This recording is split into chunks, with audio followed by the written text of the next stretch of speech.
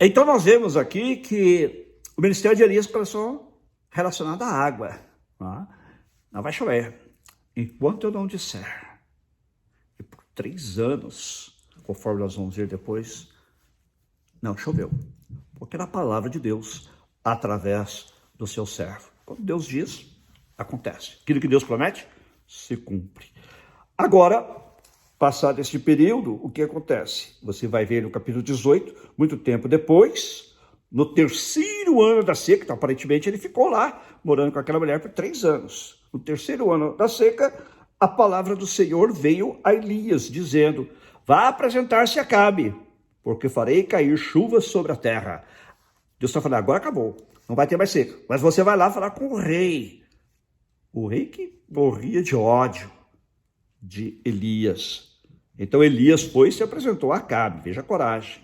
E a fome era extrema em Samaria. Claro, depois de 3 anos sem chuva. Acabe chamou Obadias, responsável pelo palácio. Esse Obadias era um homem que temia muito ao Senhor.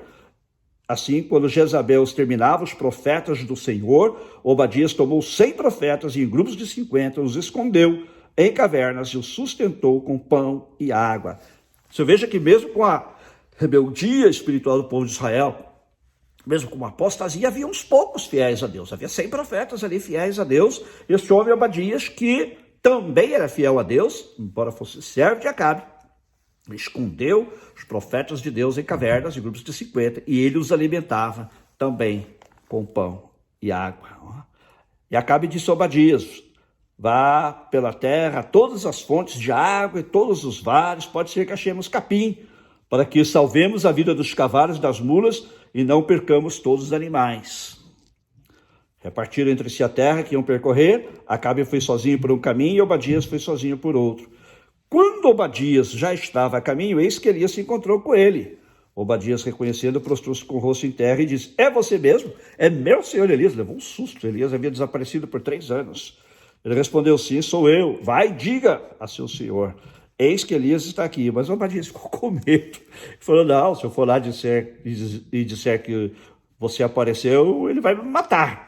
Porque vai que o senhor desaparece de novo aí, né? Porque o senhor já desapareceu, ele acreditava talvez que Elias havia desaparecido.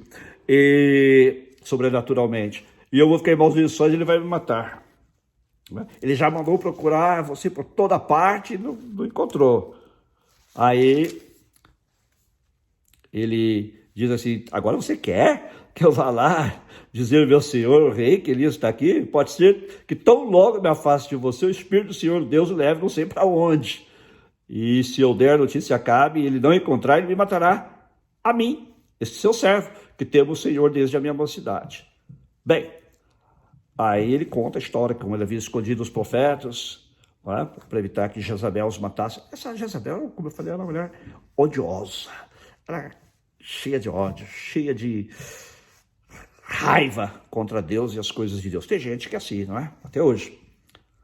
Ele falou: mas eu escondi os profetas, eu sustentei. E Elias falou assim para ele: tão certo como vive o Senhor dos Exércitos. Elias gostava dessa expressão, não é? Tão certo como vive o Senhor dos Exércitos. Obadias, possivelmente, era um oficial do exército de Acabe. Ele diz: tão certo como vive o Senhor dos Exércitos. Você é oficial do exército de Acabe, mas eu sou servo do Senhor dos exércitos, das hostes celestiais. Deus Todo-Poderoso. Tão certo como vive o Senhor dos exércitos, a quem eu sirvo, hoje mesmo me apresentarei a ele. Então Obadias foi se encontrar com Acabe e lhe deu a notícia. E Acabe foi se encontrar com Elias. Quando Acabe viu Elias, disse: então é você o perturbador de Israel. Quando a gente serve a Deus é assim, a gente é considerado perturbador, porque a gente fala a verdade. Porque a gente proclama a palavra de Deus e certos ouvidos não gostam de ouvir a palavra de Deus. Você veio trazer distúrbio, você veio trazer perturbação. É exatamente disso que Acabe acusa Elias, né? Quando os apóstolos também saíram a pregar o evangelho e os discípulos saíram a pregar o evangelho lá no livro de Atos, não é? Eles também foram acusados de ser aqueles que viraram o mundo de cabeça para baixo. É assim, perturbador de Israel, você que vira o mundo de cabeça para baixo. Por quê? Porque eles tinham ousadia em proclamar a palavra de Deus. Eles não se calavam. como muitas vezes, infelizmente, nós fazemos hoje. Então, eles proclamavam com ousadia: assim diz o Senhor dos Exércitos. Assim diz a palavra do Senhor. Você e eu fomos comissionados a anunciar a palavra de Deus, não importa as circunstâncias. Houve vezes em que eu me calei, que você se calou, não devíamos ter nos calado, porque o desafio é anunciarmos a palavra de Deus em todo o tempo. Mormente nesses dias que estamos vivendo dias maus. E a Bíblia diz que vai ficar pior. E nós somos desafiados a anunciar com fidelidade e ousadia a palavra do Senhor. E Elias então se volta para ele e diz assim: você está me chamando de perturbador de Israel? Não. Quem é perturbador de Israel é você. Olha aí. E sua família. Eu não tenho perturbado Israel, disse Elias. Quem tem perturbado Israel é você, a casa de seu pai, porque vocês abandonaram os mandamentos do Senhor e seguiram os Baalins. Baalins aqui é o plural de Baal. É como alguns santos, né? Tem o santo, o mesmo santo, ele tem diferentes nomes dependendo do lugar. Assim, na tradição católica, isso não é bíblico, tá? Mas a tradição católica é assim, nós sabemos. E os Baals também, né? Tipo, Baal isso, Baal aquilo. Então vocês estão servindo os Baalins. Agora eu ordeno que todo Israel venha se encontrar contigo no Monte Carmelo. Ou melhor, comigo no Monte Carmelo. Monte Carmelo era um lugar à beira-mar. Convoque também os 450 profetas de Baal e os 400 profetas da deusa Azerá, que comem da mesa de Jezabel. Gente, a mistura de religião e política normalmente não dá certo. Nós devemos orar pelas autoridades, nós não devemos, como cristãos, nos ausentar da vida política. Mas misturar as duas coisas normalmente não dá certo. Quem alimentava os profetas de Baal e de Azerá? Jezabel. Poder político dominando o poder religioso. Deveriam ser duas esferas separadas. Os batistas, historicamente, proclamam separação entre Estado e Igreja. Claro que cada membro de uma igreja batista tem direito a uma posição política e a maioria exerce, né, a sua cidadania e também que crê politicamente. Porém, a igreja é separada do Estado. Os batistas sempre pregaram a separação entre igreja e Estado. Eu creio que é a melhor coisa que pode acontecer. Porque quando os dois se misturam, normalmente a mistura não é boa. E neste caso, então, ele manda chamar os profetas que comem, ele ainda faz questão de salientar, que comem da mesa de Jezabel. E agora, que vem a seguir? Aí ele diz assim, que então Acabe enviou mensageiros, todos os filhos de Israel, e ajuntou a todos os profetas do Monte Carmelo. Depois Elias se aproximou todo o povo e disse: até quando vocês ficarão pulando de um lado para outro? Se o Senhor é Deus, sigam-no. Se Baal, sigam-no. É aquele velho desafio que nós encontramos em toda a Bíblia. Você só pode servir a um Deus. Ou você serve ao Deus verdadeiro, ou você serve a um Deus falso. Não tem meio termo. Não tem ficar em cima do muro. Falou, vocês vão ficar pulando de um lado para o outro. Deus não aceita isso. Vocês ficam cocheando, né, cambaleando entre um lado e o outro. Não. Ou você serve a Baal, e ele é Deus, ou você serve ao Senhor, Deus de Israel, e ele é Deus. Então, este é o grande desafio. Se o Senhor é Deus, sigam-no. Se é Baal, sigam-no. Deus não divide. Eu já falei isso várias vezes. A glória dele com ninguém. Você não pode servir a Deus e ao dinheiro. Se o dinheiro for seu servo, amém. Mas se você for servo do dinheiro, está errado. Jesus diz, ninguém pode servir a Deus e ao dinheiro. A Mamon, que é uma personificação do dinheiro. Você também não pode servir a Deus e o seu próprio ego. Ou é Deus ou é você. Não é? Não, eu que decido o que é certo da minha vida, o que é errado. Olhe para a palavra de Deus. Se você decide que está certo e errado, estiver em conflito com a palavra de Deus, fique com a palavra de Deus. Não fique com a sua moral, mas sim com a moral da palavra de Deus. Fique com o que é certo, com o que é errado, conforme a palavra de Deus. Mas o meu líder religioso falou para eu fazer assim. O que o seu líder religioso falou não importa. Necas e perecotecas, como diz o paulista. O que importa é o que Deus diz na sua palavra. Nosso compromisso não é com homens, nosso compromisso é com Deus. Então, Elias diz para ele, vocês têm que fazer uma escolha. Aí ele então, o povo não disse uma só palavra, se sentiu culpado, né, acuado por aquelas palavras de Elias. Então Elias disse ao povo: eu sou o único que restou dos profetas do Senhor, e os profetas de Baal são 450 homens. Tragam agora 2 novilhos. Eles que escolham para si um dos novilhos e, cortando-o em pedaços, o ponham sobre a lenha, porém não ponham fogo. Eu prepararei o outro novilho, e o porei sobre a lenha, mas não porei fogo. Então eles invocarão o nome do seu Deus, e eu invocarei o nome do Senhor. E há de ser que o Deus que responder com fogo, esse é que é Deus. O que Elias está propondo aqui é uma batalha espiritual. Todo cristão enfrenta uma batalha espiritual. Se você ler Efésios capítulo 6, versículos 10 a 18, você vai ver isso claramente. O apóstolo Paulo disse que a nossa luta não é contra carne e sangue, ou seja, contra seres humanos, mas contra hostes espirituais da maldade nos lugares celestiais. O que ele quer dizer é o seguinte: nossa luta é contra demônios. O tempo todo nós somos atacados por inimigos espirituais, por demônios que habitam nos lugares celestiais, ou seja, habitam nos ares. Muita gente pensa que demônios habitam no inferno. Não, a Bíblia diz que eles habitam nos lugares celestiais. Eles não é no céu, mas nestas atmosfera, não é? Eles habitam aí. E eles estão espalhados pelo mundo inteiro. E nós enfrentamos uma luta constante contra eles. Por isso que Paulo diz, nós temos que pôr o capacete da salvação para proteger a nossa mente. Temos que revestir-nos com a couraça da justiça, tomar a espada do Espírito, o escudo da fé, e assim sucessivamente. Não é? Aqui o que ele está dizendo assim: olha, há uma batalha espiritual, vocês vão ter que decidir qual Deus vocês vão servir. Então chame os profetas de Baal e nós vamos oferecer o holocausto. O holocausto é um sacrifício de um animal inteiramente queimado. Eles vão pegar o novilho e vão cortá-lo, colocá-lo sobre a lenha, sobre o altar, mas não vão colocar fogo. E eu também depois vou fazer o mesmo. E eles vão invocar o Deus deles e eu vou invocar o meu Deus. O Deus que fizer descer fogo do céu, este é o verdadeiro Deus. Que desafio, não? Que desafio. Eu acho essa história aqui muito linda. Ó. Aí o que acontece? Veja bem.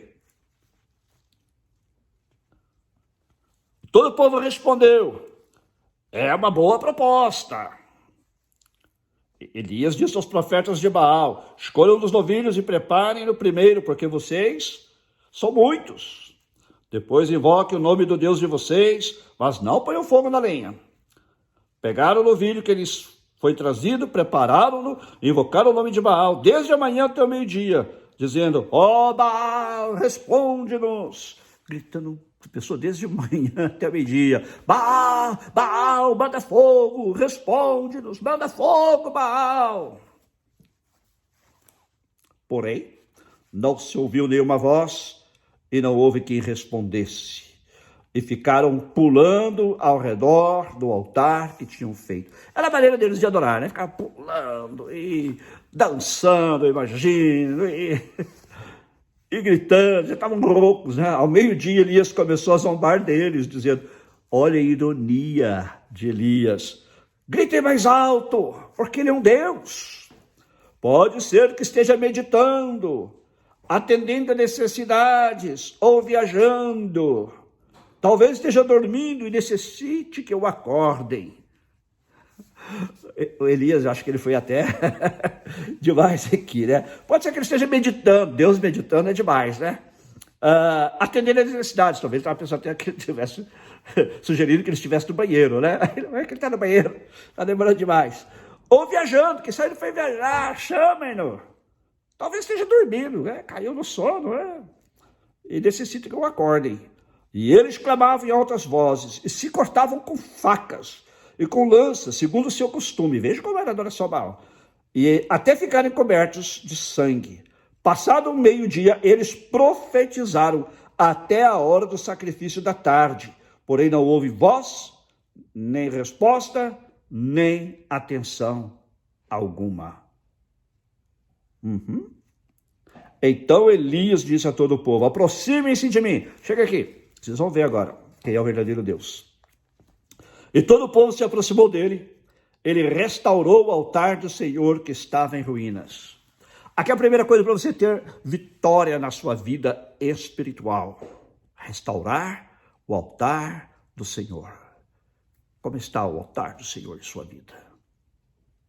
Para descer fogo do céu, precisamos restaurar o altar do Senhor.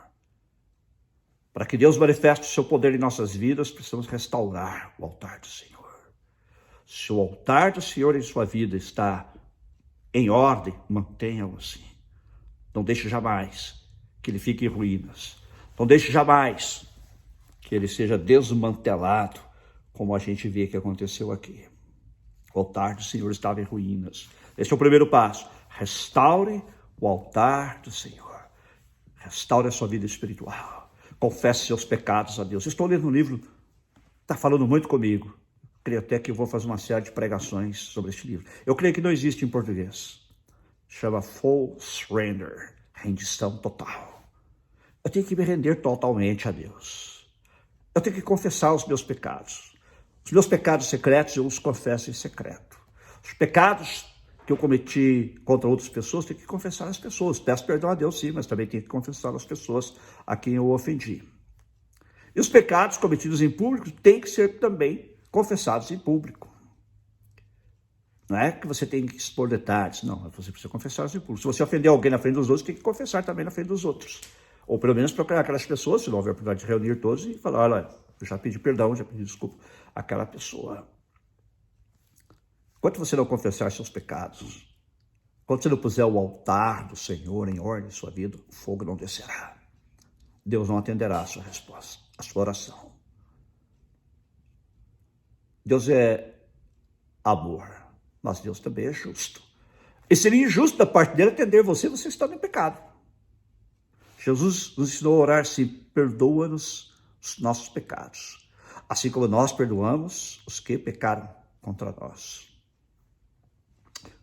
E Jesus ensinou mais, ele diz assim, se vocês não pecarem, se vocês não perdoarem aos homens os seus pecados, tampouco o Pai Celestial perdoará os pecados de vocês. Pecado é algo sério. Pecado não é brincadeira. E Deus é santo. E a natureza dele não condiz com o pecado. É preciso que nós reconheçamos nossos pecados, os confessemos e os deixemos. A Bíblia diz assim, aquele que encobre as suas transgressões, seus pecados, suas iniquidades, não prosperará. Mas aquele que as confessa e deixa, esse alcançará misericórdia. Confesse os pecados. Ponha o altar de Deus em ti, em sua vida. Restaure, reconstrua o altar do Senhor. Só assim você poderá experimentar a presença e o poder de Deus em sua vida. Bem, seguindo aqui, Elias pegou 12 pedras, cada uma representando uma tribo de Israel. Com aquelas pedras, edificou o altar em nome do Senhor. Ao redor dele, fez uma vala capaz de conter 2 medidas de sementes e armou então a lenha, cortou o novilho em pedaços e os pôs sobre a lenha. Agora ele faz o mesmo que os outros profetas. Não é? Ele toma o novilho, corta em pedaços e o dispõe sobre a lenha, sobre o altar. Então disse, ele não para aí, isso é isso que eu estou falando, encham 4 cântaros, 4 vasos grandes, 4 jarros enormes de água. Encham 4 cântaros com água e derramem sobre o holocausto e sobre a lenha. Disse ainda, façam isso outra vez, 2 vezes. E eles o fizeram, disse mais, façam isso pela 3ª vez. E eles o fizeram pela 3ª vez. Jogaram água sobre o animal, o holocausto, 3 vezes. A água escorria do altar e enchia também a vala aberta. Era tanta água que encheu a vala, com 2 medidas de semente, né? Plantação, que ele mandou abrir em volta do altar. Quando chegou a hora do sacrifício da tarde, o profeta Elias se aproximou do altar e disse: eu quero que você preste bastante atenção na oração de Elias.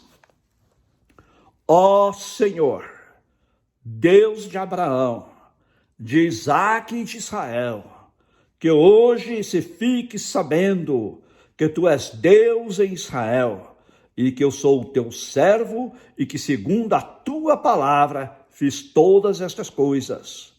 Responde-me, Senhor, responde-me, para que este povo saiba que tu, Senhor, és Deus e que fizeste o coração deles voltar para si.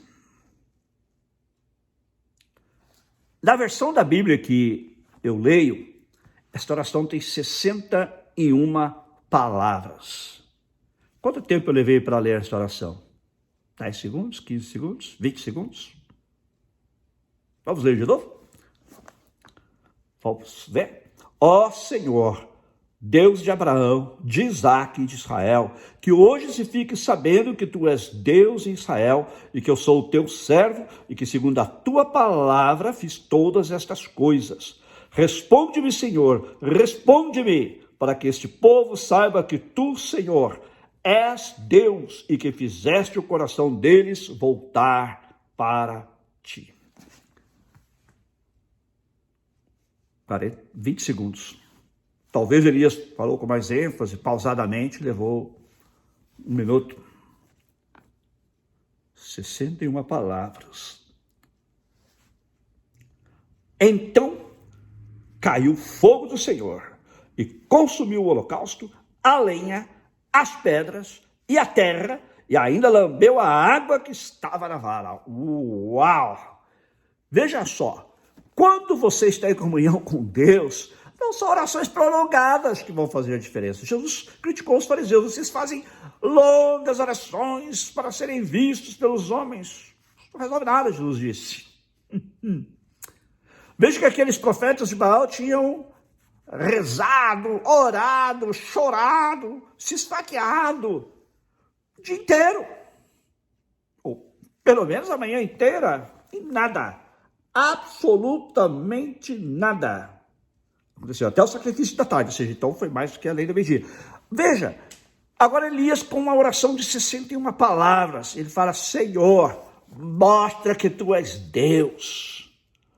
Mostre que hoje fique sabendo que tu és Deus em Israel, que eu sou teu servo, que segundo a tua palavra eu fiz estas coisas. Responde-me, Senhor, para que este povo saiba que tu, Senhor, és Deus e que fizeste o coração deles voltar para ti. 61 palavras. 1 minuto de oração contra horas e horas de clamor de balde. Porque quando você clama a um falso Deus, ele não te responde. 61 palavras. Porque Elias vivia em comunhão com Deus. Porque Elias vivia em comunhão com Deus. Quando você vive em comunhão com Deus, você tem prazer em orar. Às vezes gasta até horas na presença de Deus. Mas não é isso que faz a diferença. É a comunhão, é a intimidade. Você quer ficar com Deus, conversando com Deus longo tempo, porque você tem intimidade com Ele. Mas na hora do vamos ver, às vezes é uma oração, tipo oração de choque, não é? Oração tipo pipoca, você joga o milho da panela, pá, tá pronto. Resolve. Porque vocês têm comunhão. O altar está restaurado. O altar está restaurado. E veja que quando ele ora, desce fogo do céu, queima todo aquele holocausto, queima até as pedras. Não é? E desce, queima a lenha, obviamente, e desce até a vala e lambe a água que estava ali. Apaga tudo. Queima tudo. Este é o Deus de Elias. Este é o Deus a quem nós servimos. Então caiu o fogo do Senhor e consumiu o holocausto, a lenha, as pedras e a terra. E ainda lambeu a água que estava na vala. Quando o povo viu isso, todos se prostraram com o rosto em terra e disseram: só o Senhor é Deus, só o Senhor é Deus. Então Elias disse: prendam os profetas de Baal. Os prenderam e Elias os fez descer até o ribeiro de Quizon e ali os matou. O homem de Deus mandando matar falsos profetas e até matando, diz que ele matou, não necessariamente que ele foi lá, acho que ele mandou. Por quê? Porque eles haviam corrompido o povo de Deus.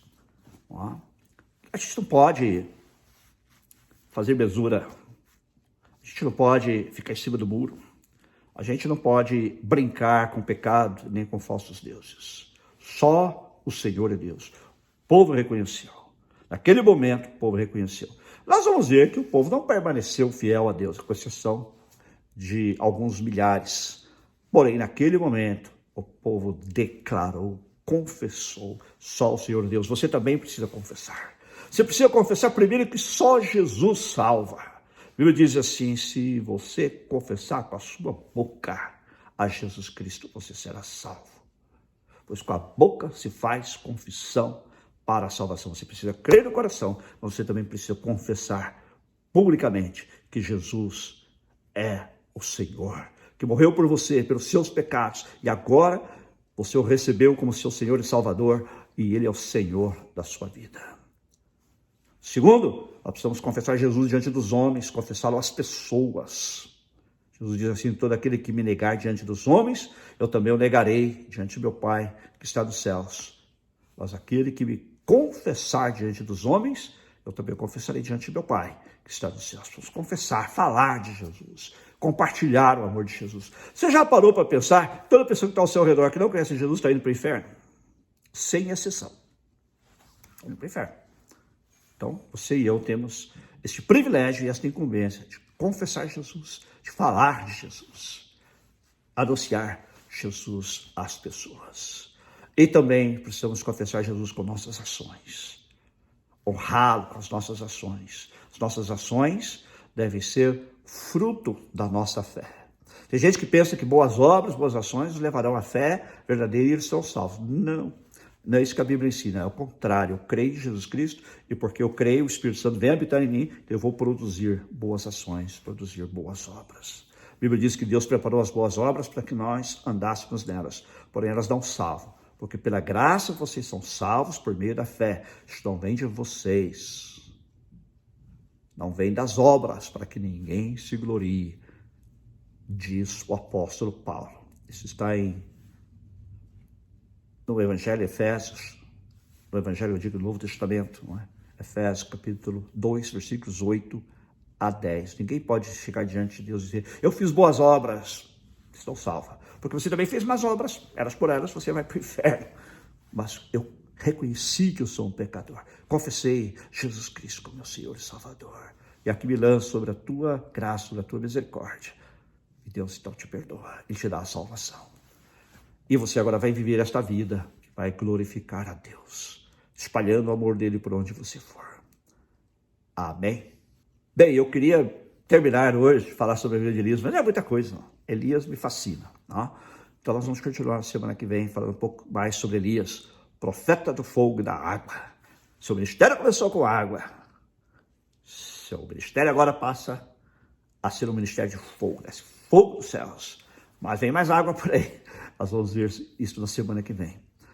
Que nós possamos aprender com este homem a ser fiéis a Deus, a confiar que Deus é capaz de nos sustentar nas situações mais adversas da nossa vida, nem que Ele tenha que mandar curvas, nem que Ele tenha que mandar uma viúva.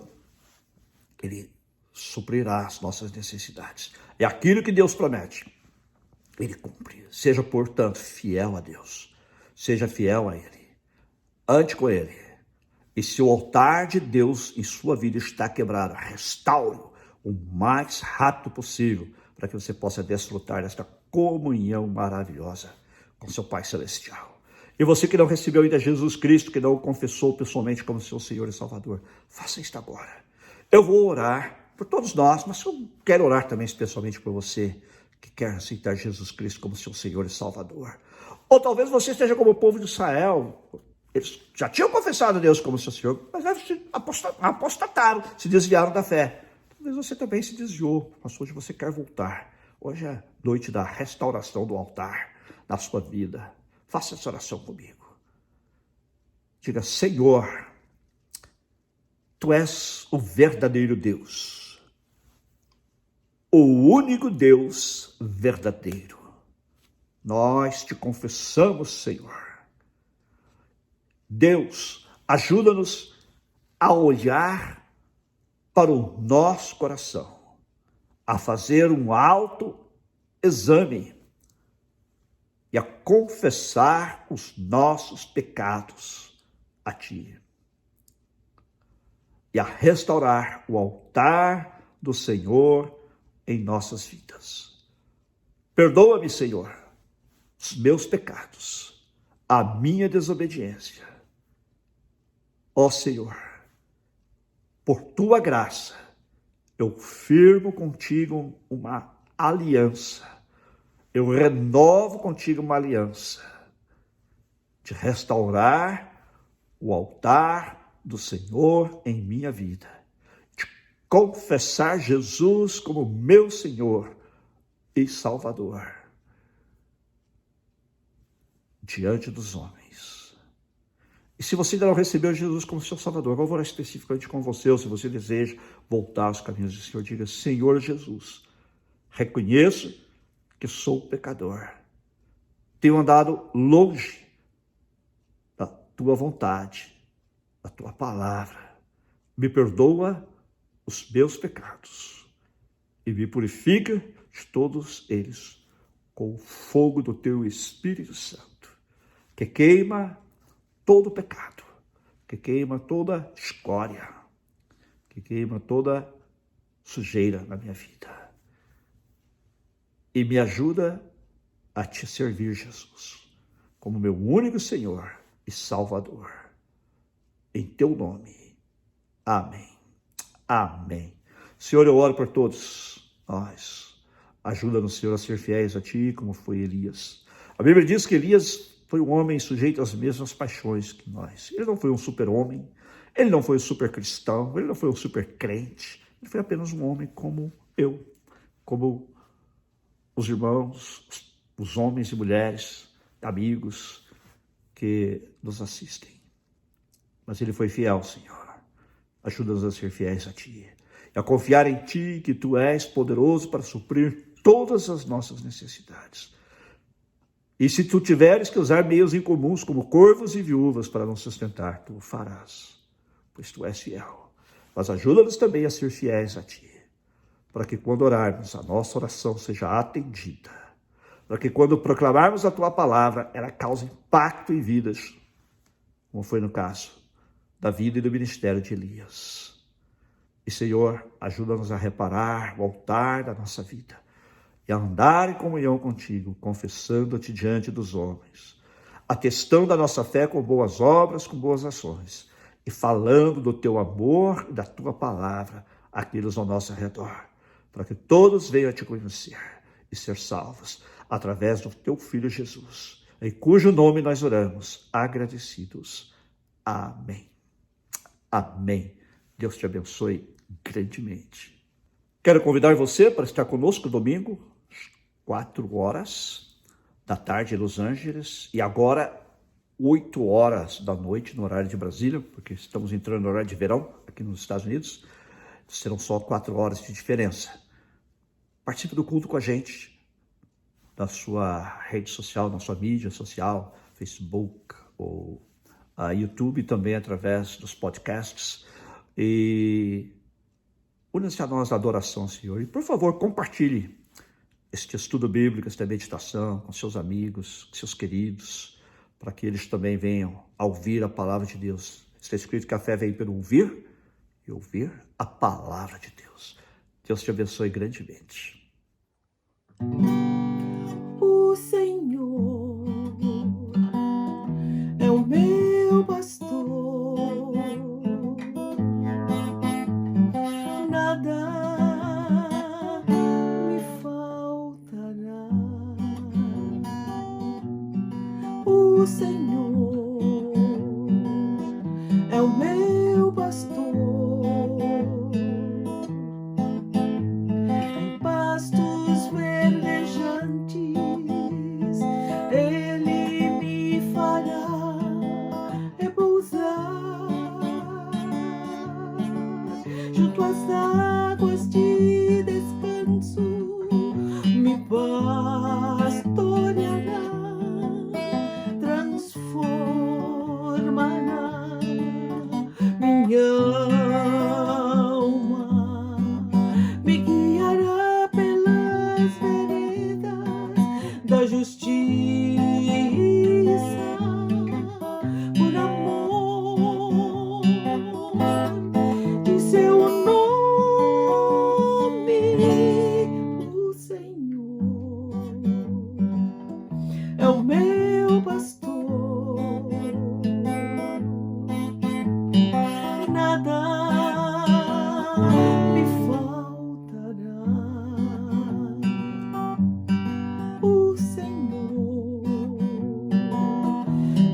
meu pastor.